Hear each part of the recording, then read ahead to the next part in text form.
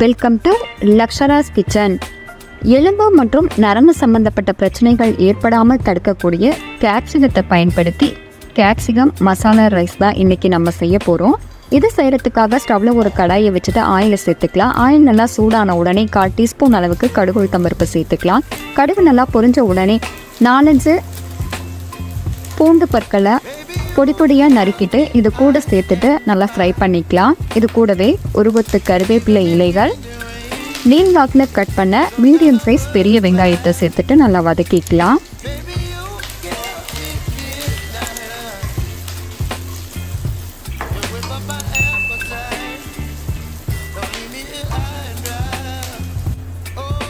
வெங்காயம் வதங்கின உடனே இது கூட நம்ம சின்ன சின்ன துண்டுகளாக கட் பண்ணி வச்சுருக்கிற கேப்சிகத்தை இது கூட சேர்த்துட்டு வதக்கிட்டு மூடி போட்டு 3 நிமிஷம் அளவுக்கு வேக வச்சுக்கலாம்.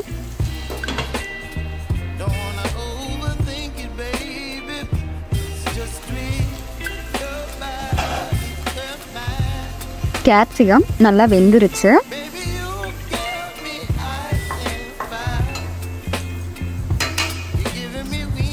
இப்போ இதில் 1/2 டீஸ்பூன் அளவுக்கு தனியாத்தூள், 1/2 டீஸ்பூன் அளவுக்கு கரம் மசாலா, காரத்திற்கு ஏற்ப மிளகாய்த்தூள், 1/4 டீஸ்பூன் அளவுக்கு மஞ்சத்தூள், சாதத்துக்கு தேவையான அளவுக்கு உப்பு இதையெல்லாம் சேர்த்துட்டு பச்சை வாசனை போக நல்லா வதக்கிக்கலாம்.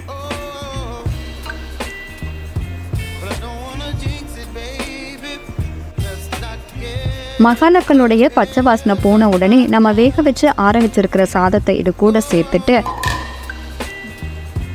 ஃப்ரை பண்ணி பொடி பண்ணி வச்சுருக்கிற வேர்க்கடலையோட பொடியை 2 டேபிள் ஸ்பூன் அளவுக்கு இது கூட சேர்த்துட்டு 1/2 டீஸ்பூன் அளவுக்கு மிளகுத்தூளையும் சேர்த்துட்டு நல்லா கலந்து கொடுத்துக்கலாம்.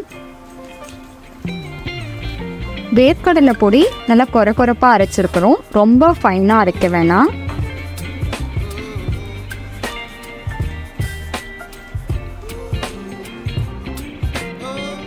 நல்லா இந்த அளவு மிக்ஸ் பண்ணிக்கலாம்.